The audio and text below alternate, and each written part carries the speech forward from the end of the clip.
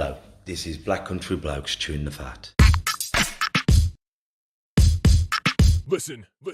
I've been hearing a lot lately about men don't talk, but in my experience, men do talk, just people aren't listening. So it's going to be me and a group of blokes discussing our struggles and victories through life. Warning, there may be some bad language, so apologies to all the mums, especially my own. Let's get going. Listen. Abin, yeah. This is the Black Country Blokes chewing the fat about everything that is men's mental health, disability, and life in general. Here with me, Kev Dillon, and my partner in crime, as always, Lee Cadman. And we're joined today by Chris George. Now, we've had all the George family on, I mean, Sammy boxes for me, but he's in a great band, George and the Giants. So we had him and his brother Ben on. Then we had the sister on, Lydia. Now we've got the mum, the matriarch of the family. So before we get into Chris's amazing story and all the work she does with mental health and dementia, we're going to start with our gratitude list. And as people can see, or if you listen to a podcast, I'm like a rock lobster. I'm sunburned to hell. You know, it's true what they say, mad dog's an Englishman. And I've lived up to the stereotype. So I'm grateful for the weather. But I had a great weekend. Me, my wife and my daughter, we went to London. We went to Harry Potter World. My daughter loves Harry Potter, so we got to see that. Then we had a night over and we went to Shrek World. And we didn't realise on the Saturday we got there was the FA Cup with Aston Villa. Then on Sunday it was the London Marathon, and there was about 60,000 million people there. And for a person who doesn't like crowds, it was blooming. If you're going to focus on the bad of the crowd, it was great having my two girls who I love more than anything there and enjoying it together. It's a great experience, Jazz, even seeing the marathon, just seeing all those people running past, doing it for all different charities, and some people who are dressed up. And then there was a great guy, we were there trying to cross the road, and there's a guy in a wheelchair, and you're thinking how remarkable it is, the perseverance and determination of so many billion people. So, yeah, as always, I'm very grateful. What are you grateful for? I'm going to say the weather as well. But for the simple fact, actually, on the weekend, I managed to get outside, sit down and read a book for a bit. Oh, yeah. It was absolutely fantastic, and I love doing that. And, yeah, you can't beat the weather and just being able to sit and relax. And, yes, I'm grateful for that. A bit of chill time. And Chris, what are you grateful for? I'm grateful for today when I've been at work, and I work, as you said, people with dementia, and we absolutely had a laugh. And to see some folk who've lost so many things, to have a laugh, and we were actually singing Old MacDonald Had a Farm, and it was just brilliant. Yeah. So I'm grateful for that I can make people smile.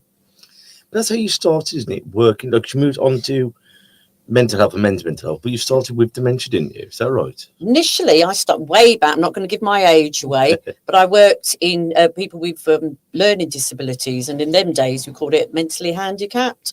So I worked in some horrendous institutions, and I mean, it was just horrendous, in the middle of nowhere, thousands of people.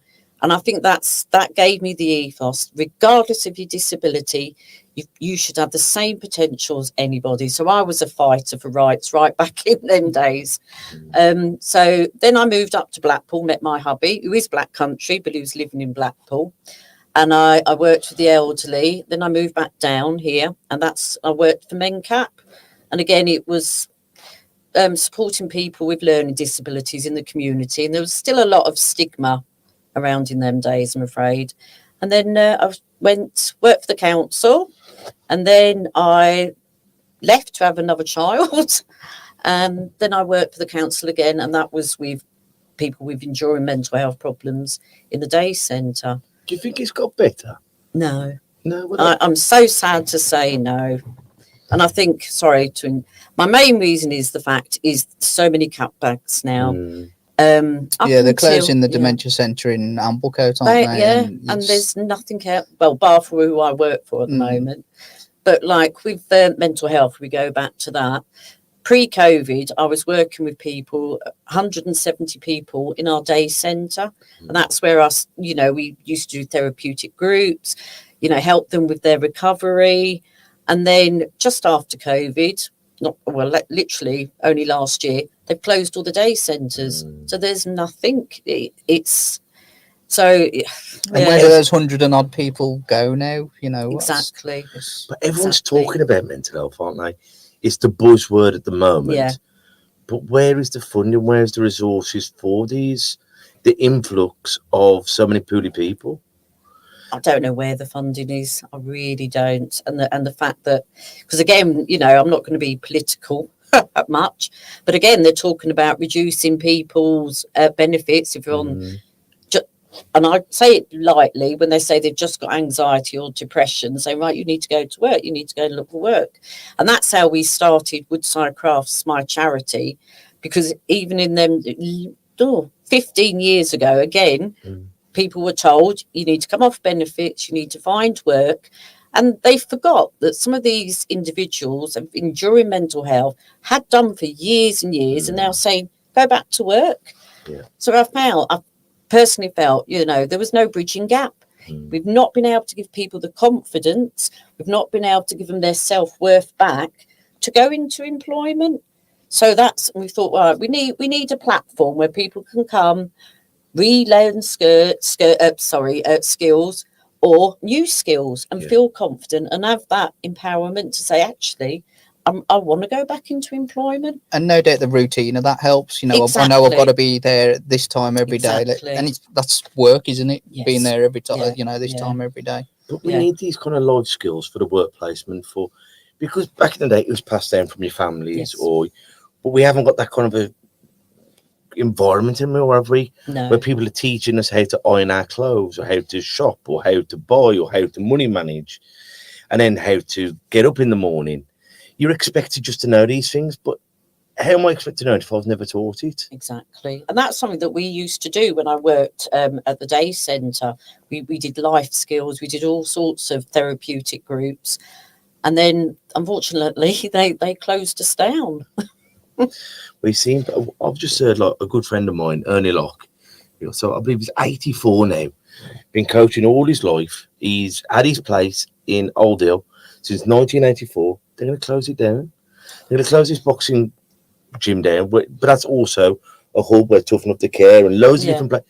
But if you once they close that down to build 6 houses, you make every money off 6 houses. But how much does it cost you in the long run?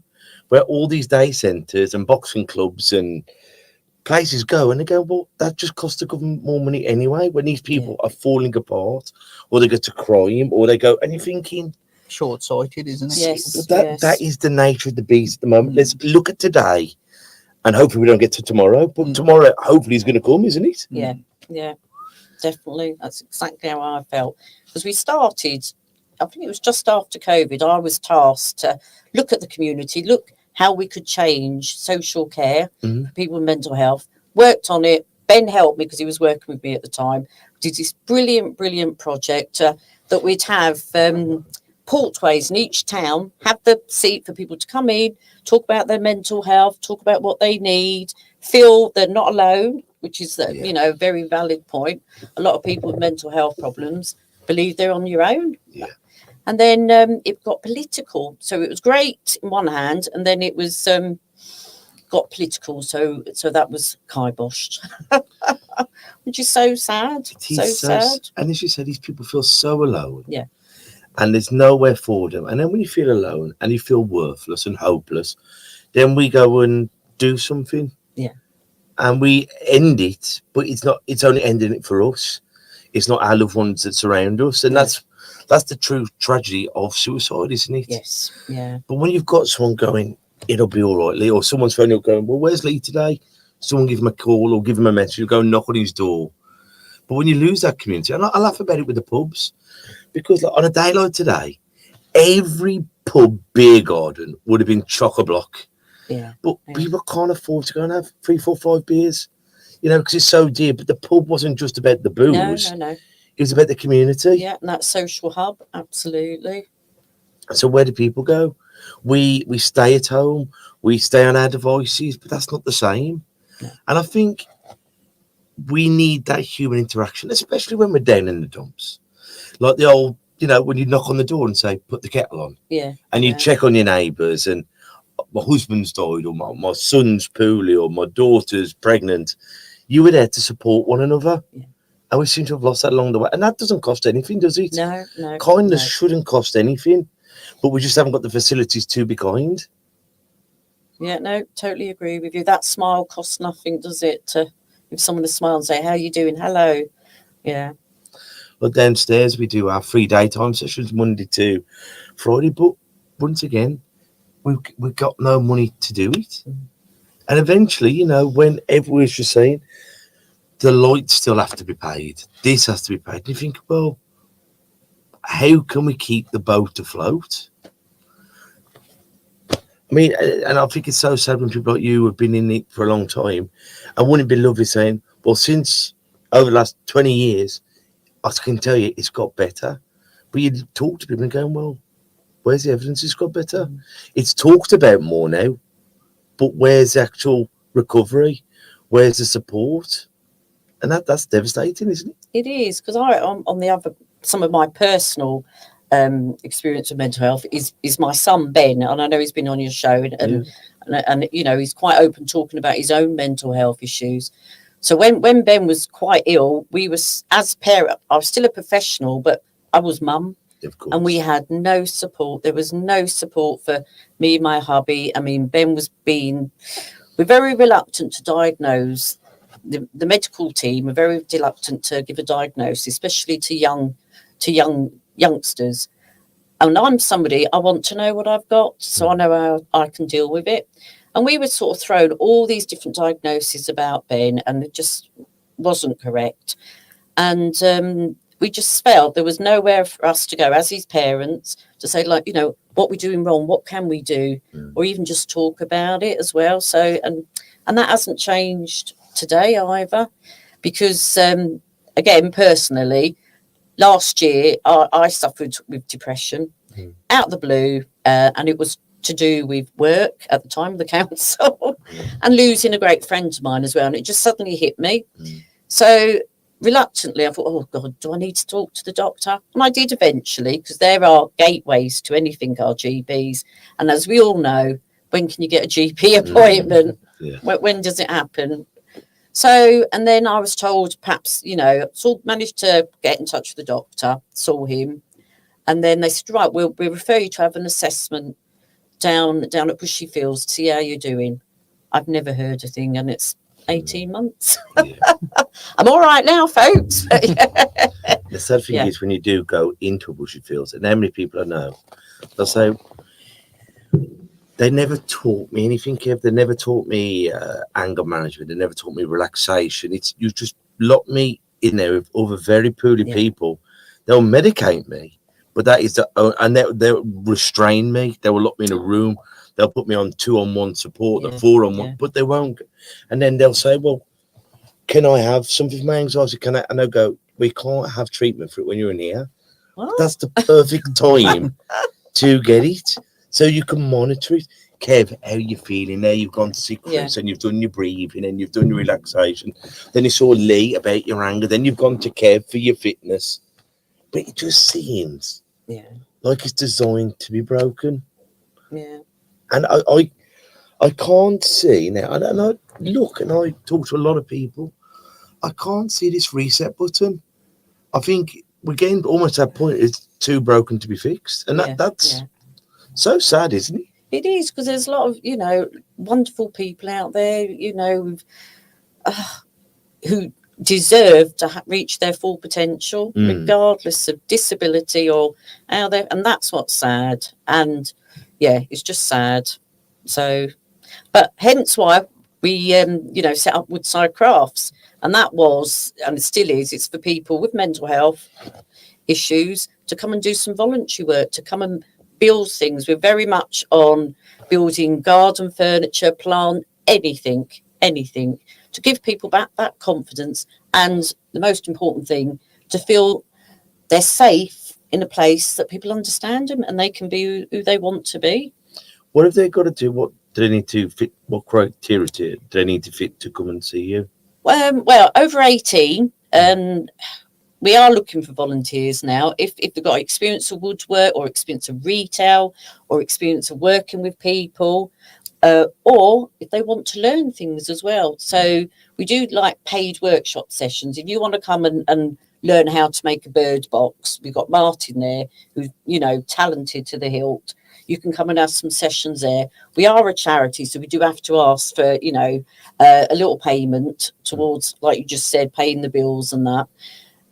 people who want to come in and just make a cup of tea for somebody. We're open to anybody. We also, as Lee knows, because he lovely well opened it for us, we're disability friendly. We've got access for wheelchairs and the toilets. We've done all the work to make the building up to scratch. So we just want people to come spend some time with us.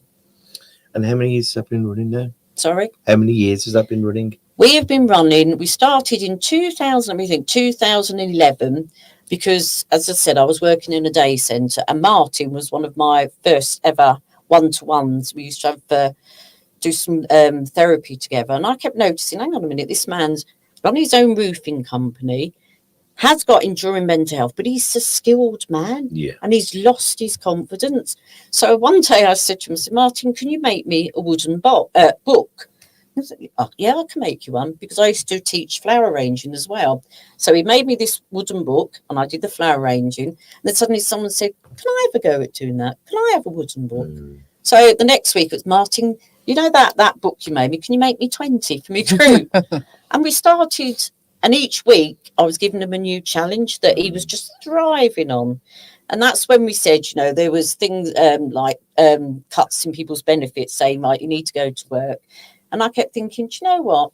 We need to build up these people's skills and their self-confidence and their self-belief. And that's where Woodside Crafts came about. I got in touch with Dudley Volunteer Bureau, and they come and did some workshops on how to set up a company.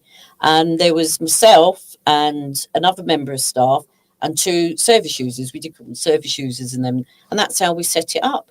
We got quite big. We was running it from the day centre, doing a little bit on the side. Did a lot of fundraising.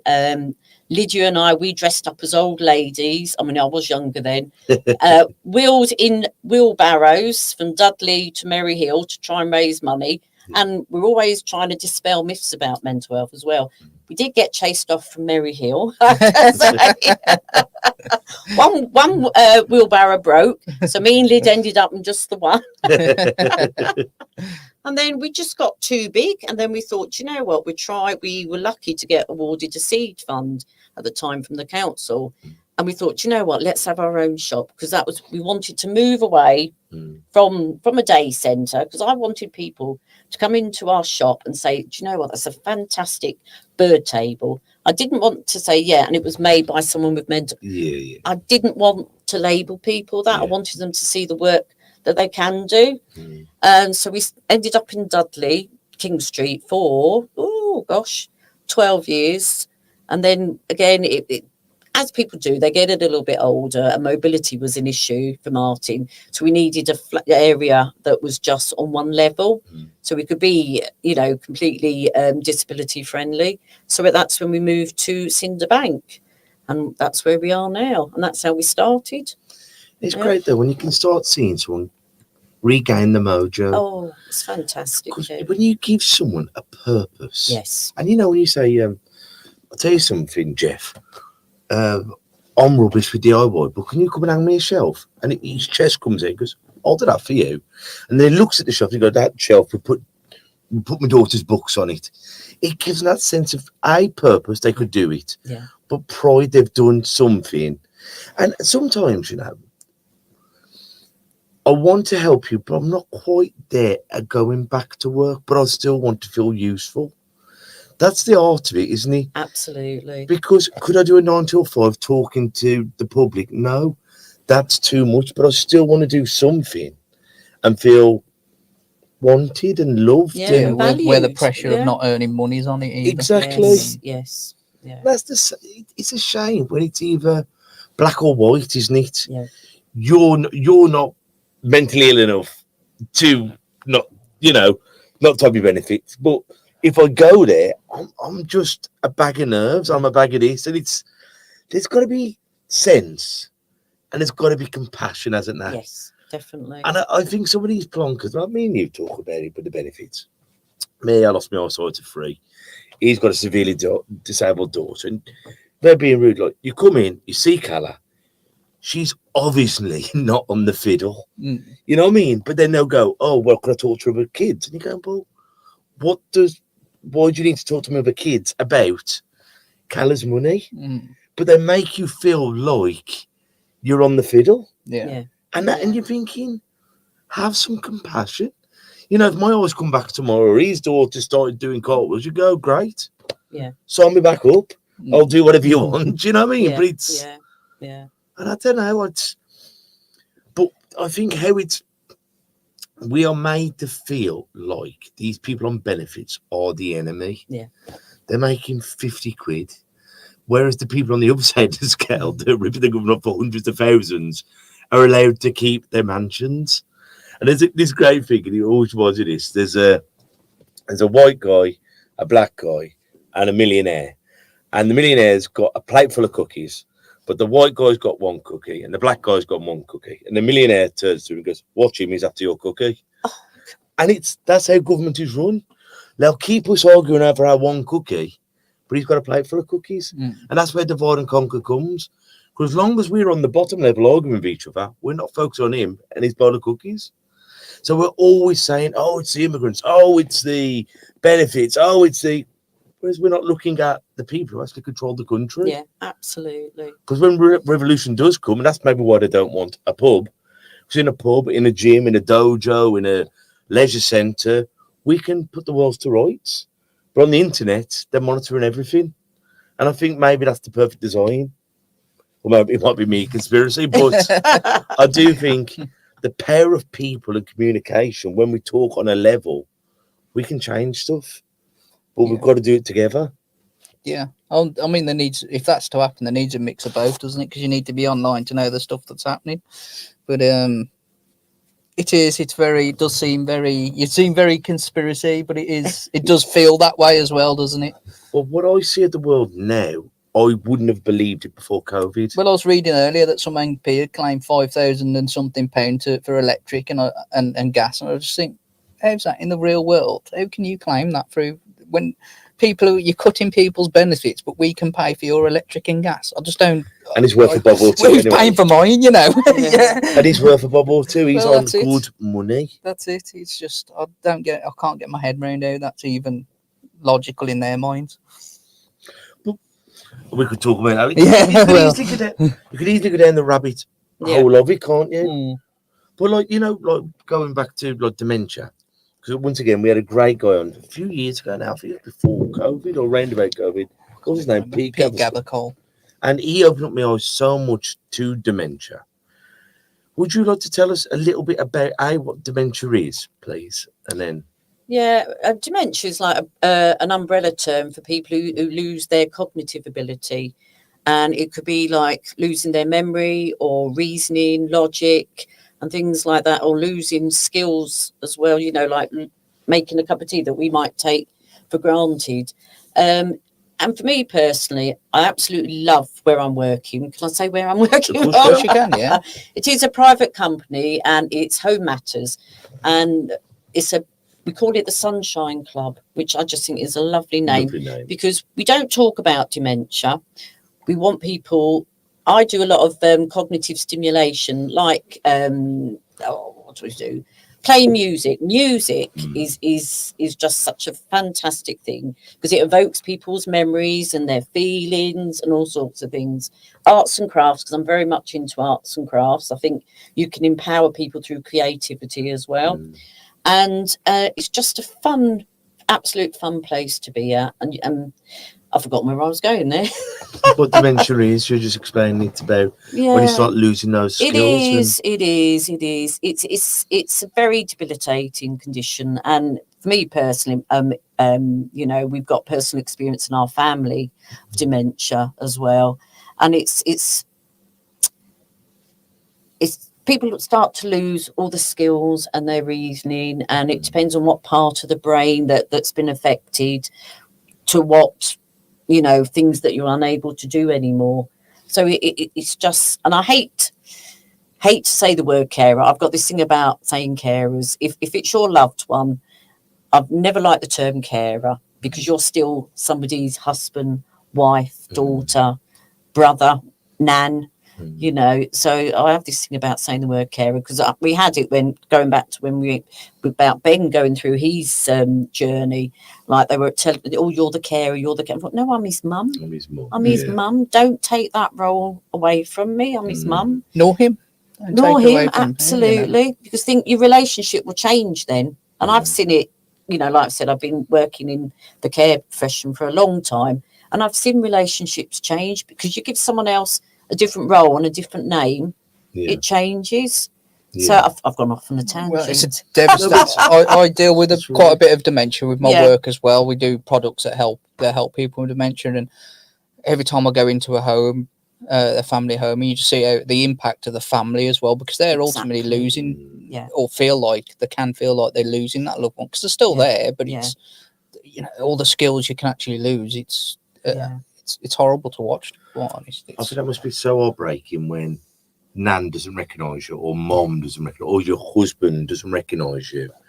That must be the pain, because as you say, I still remember you, but you don't remember me, and I think that must be such a painful thing. Or even when you catch yourself remembering that you don't remember. Well, and sometimes it can be the things that they do remember. Well, they don't remember me, but they remember that song from 1940. You know, I can imagine. You know, that if I'm a son, why is she not remembering me, but that remembering this song? Or and again, like we talked about. Sorry to interrupt. You know, cutbacks, like we just said. You know, the Crystal Centre.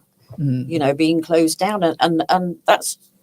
Again, where do folks go for that? You know, support? I really don't understand, because that's a pretty much brand new building as well. I'll go, where's the logic in this? You know, and we are like with Home Matters, we're having a lot of people now saying, you know, can we come and join your Sunshine Club, because there's nothing else. So it's very sad. And you can't accommodate everyone. No, we can't. Can you? No. Fabulous club, I'm saying. But these poor buggers who are going through their hell. Yes. They need this. And once again, it's my mom has got dementia, but how about her husband? How about the sons? How about the greater family? And that's often what's forgotten about everything, isn't it? Well, they need respite, don't they? And that's what place like the Crystal provide. Respite, but other people to go, I'm 12 months down the line from you. I've been there, and I'm going to give you honest advice. I'm not going to sugarcoat it.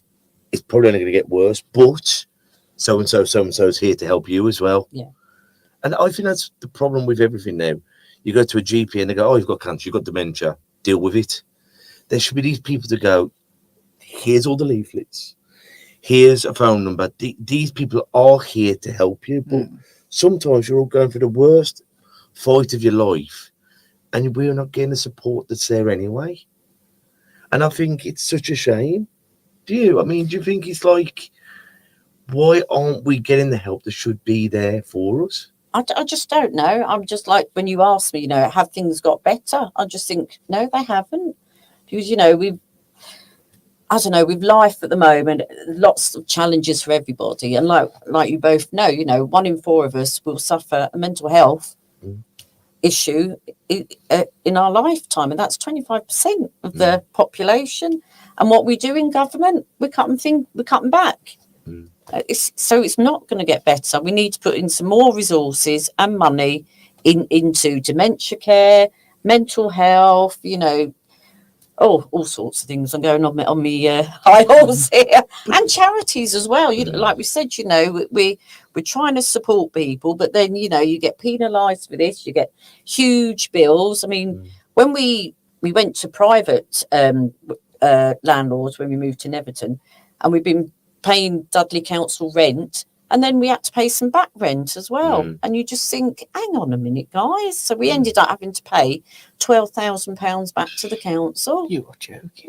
No, because somewhere somebody cocked up that we were paying a reduced rent for many, many years, but somebody in the council didn't redo that. So a new guy came in and says, you owe us £12,000 because you shouldn't have been at the reduced rate of rent. Well, surely that's their issue and problem. It ended up our bloody problem. You've made the mistake. I know. I paid my bill kind of thing. But we were doing the work that, you know, the council, you know, was closing centres down, we were the supporting people. I like that's half the problem, isn't it? Because Yeah. I think this myself, like the work that we do, the work that Kev does down here, obviously it's fantastic, Yeah. but it also means that they don't have to do it. Yeah.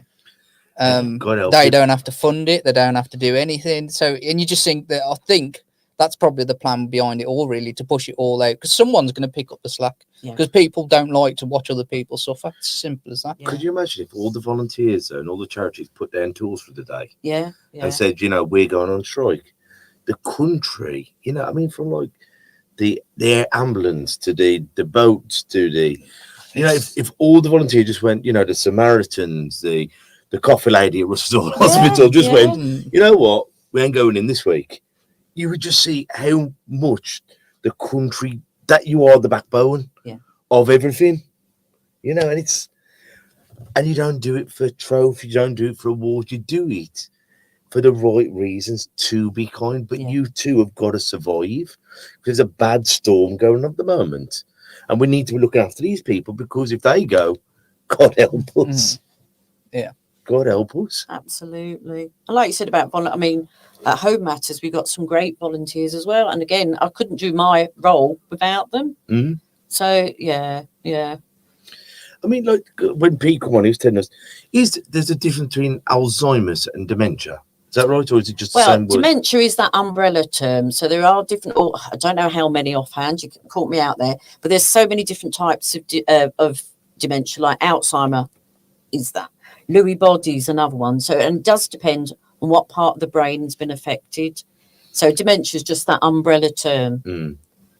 It's because you hear so much about it now, and I know this ain't like, I know you're not a scientist or anything, but do you, in my opinion, what I've learned, and I'm not sure, and I hope I don't offend no one, but do you think it's like our bodies are our brains outliving our bodies kind of thing? It's like because we've got so much, we're getting older, but then like the microplastics, the all this stuff coming in.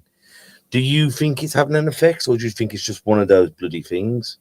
I'm not a scientist. I think it's just one of those things. Just one of those things. Yeah, because a lot of the people that I support have been, you know, been in high jobs, been accountants, chartered accountants, all that. So I think it's just one of those things. Like cancer could just get anybody. Absolutely. And like mental health. Yeah. It's not like, oh, what he was on the booze, he was on the drugs, or he was doing, and it's just, sometimes it just gets you, doesn't it? Yeah. You could have done the most healthy thing in the world, from the lovingest family, and just bump. Yeah.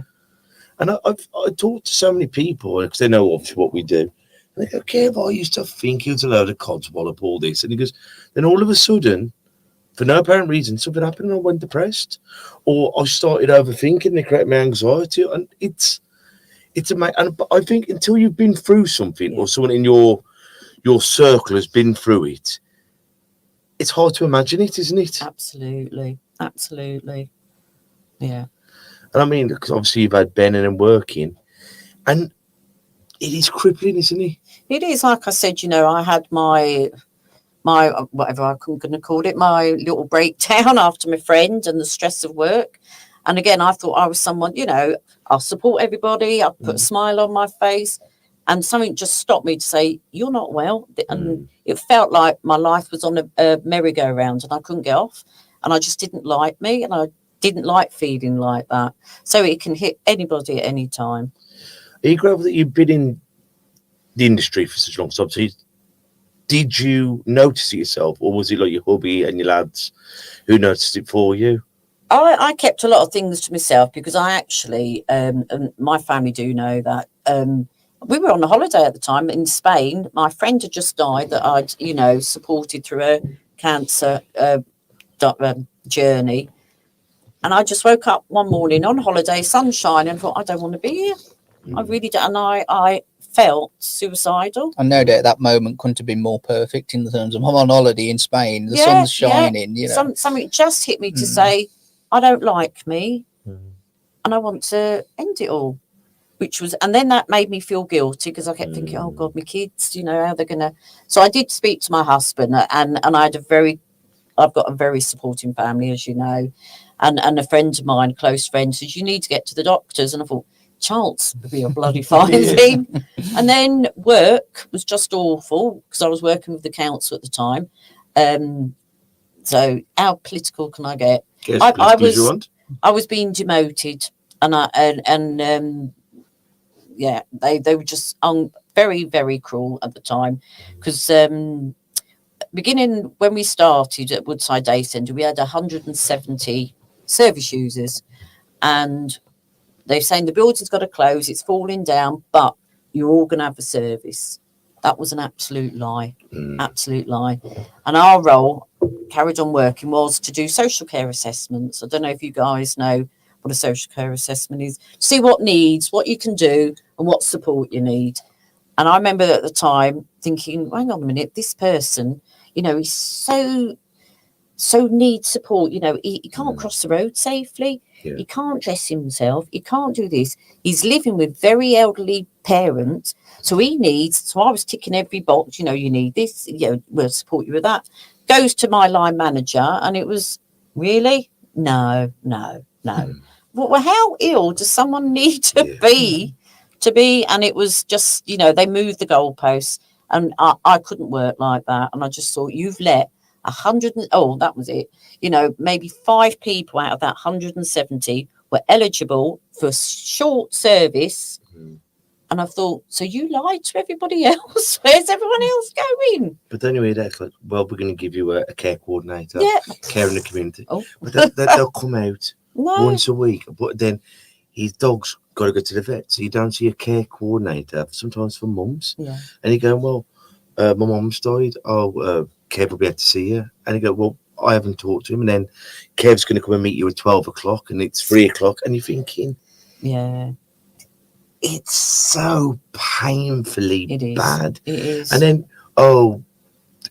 Kev can't talk to women, or Kev can't, whatever, and they'll send a woman. You're going, but you know this. Why have you brought this person, and why aren't they? All we want as a human being is consistency. Yes. But when they keep saying it, and we're lied to, and then you feel like they're confirming your worthlessness. Yes. Because he can't, or she can't even be bothered to come and see me at Monday at 12 o'clock. And they keep fibbing to me. And eventually you just think, I've tried, I've failed, I won't do it again. Yeah. And that's heartbreaking when these people are trying to get help. Yeah. When the help's there and it's so bad, you just lose the faith. Yeah. And once you've lost the faith and the hope, it just confirms the inevitable. But that's why we need kind volunteers, because it's not the services, it's not the government that's going to save us. It's one another. It's that if you can be a part of someone and have good interactions with family, loved ones, gym mates, service users, it'll be those people who get you through the dark room moments. Absolutely. So hence going back to my time, as I just said, that's why I decided to leave the council. But you know what? I don't believe in it anymore. It's not me. The thoughts that have always kept me going through whatever job I've had is everyone should be treated equally. Everyone should have an enriched life and enjoy it and reach their full potential regardless of everything. So when we were being told, right, we can't let so-and-so in because of the money, don't do this because of the money, I thought, I can't work for someone like that. So I resigned. I have this conversation quite often with my daughter's OTs and physios, whereas their job is to assess her for the equipment and get that, or recommend the equipment and an assessor comes out. But either way, it's for that equipment. Now, if they can find that equipment cheaper somewhere else, fine. But if it's that piece of equipment that she needs, it shouldn't matter money. Yeah. That should be, this is what I think will work. Yeah. And most of the time it's, but it's not in the budget at the moment. You're going, well, that's irrelevant. You know, you can't tell her it's not in the budget. She still needs it. Yeah. And I just think that's not your job. Your job is to assess for that thing, to assess to make her life better, whether it be through equipment, through this, through that. So do your job. Let the IRL worry about money. Well, we keep hearing this wonderful word called equality, but I don't see it. Where all men and women are treated equal and everyone's got the same rights to education and to freedom and health and healthcare, and it's, well, sorry, mate, you don't fit that bill.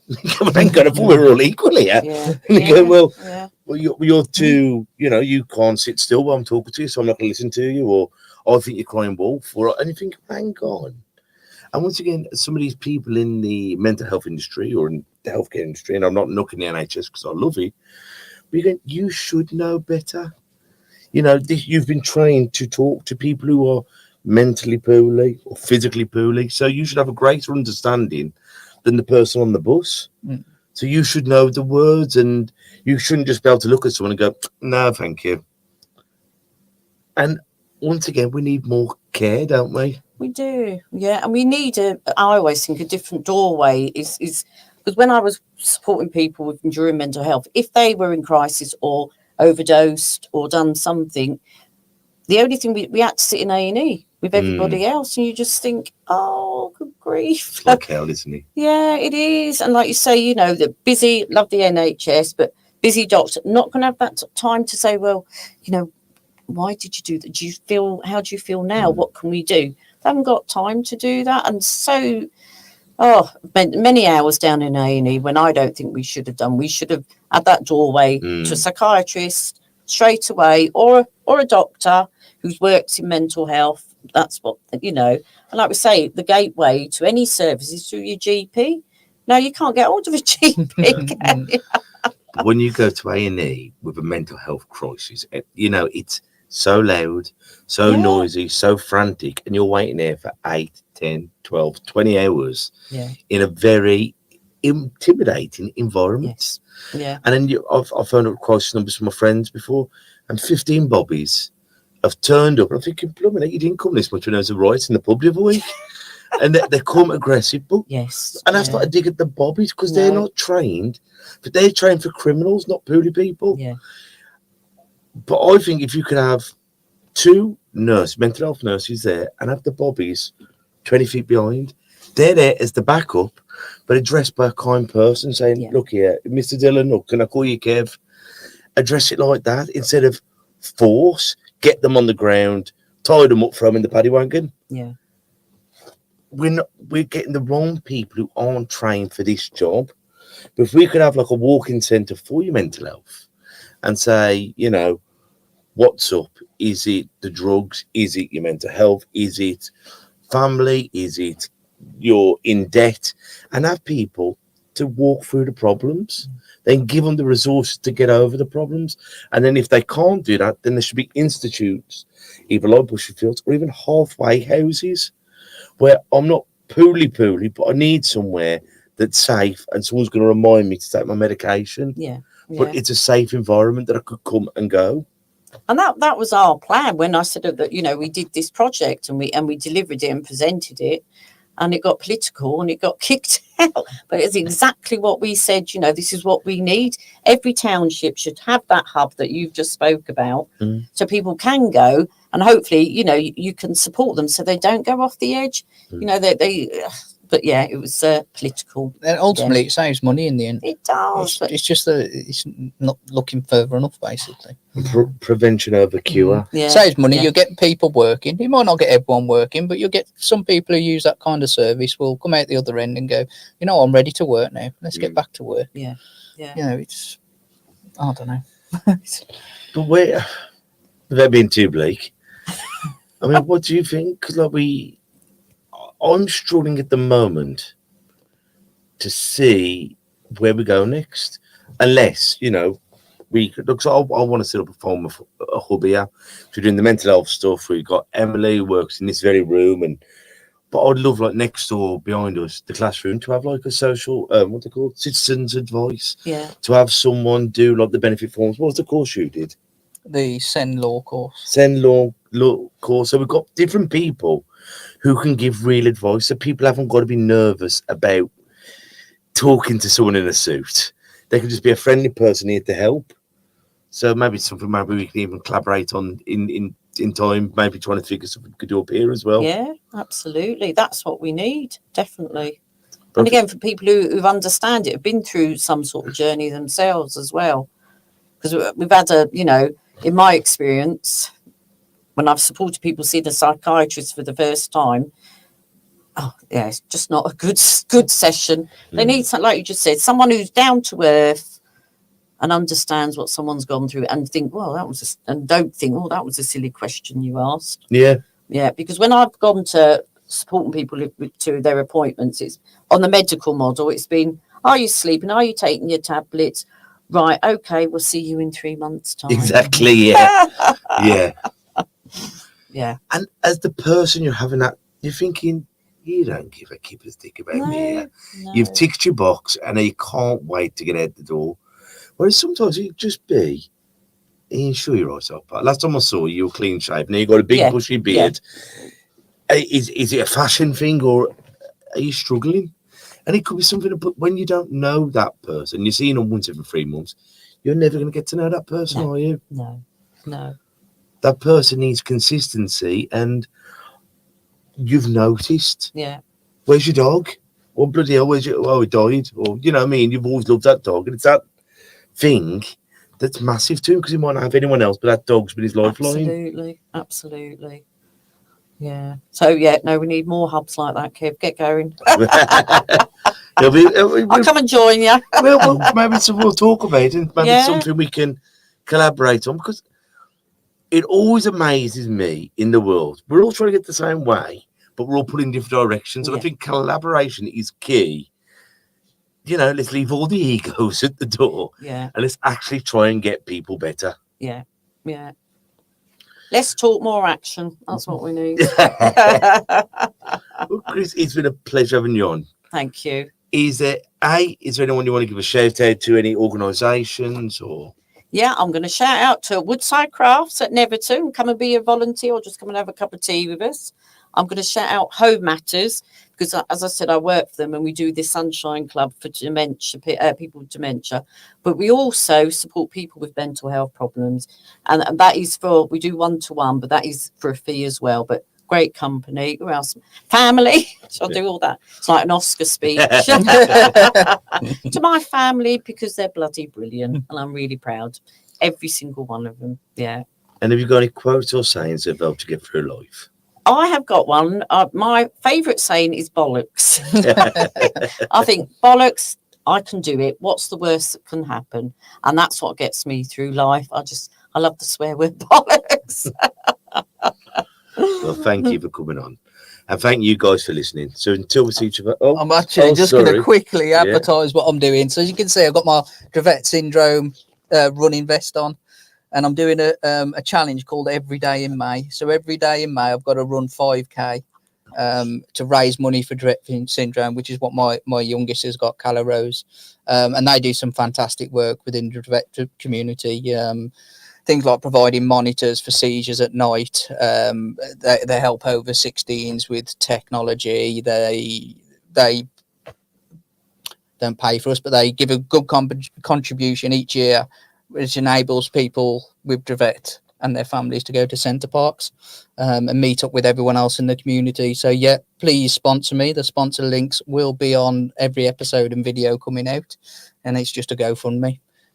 Yeah, so please share it. I mean, anyone who's been on Lee's journey, it is a tough illness, and it's an illness, a rare form of epilepsy that isn't talked about. It's one of those illnesses that doesn't have the limelight, that doesn't have the funding and the backing that some other illnesses does. So please get behind it. I know we will. So until we all see each other next time, I want you all to take care of yourselves and each other. Ta-ra a bit. Listen. And that's a wrap for another show. But if there are any comments or messages that you would like us to read out for our next podcast, please be in touch. There are also lots of different organisations at the bottom of this page, and hopefully they can help you or someone you care about. Please share this to spread the word. Until we talk next time, ta-ra a bit.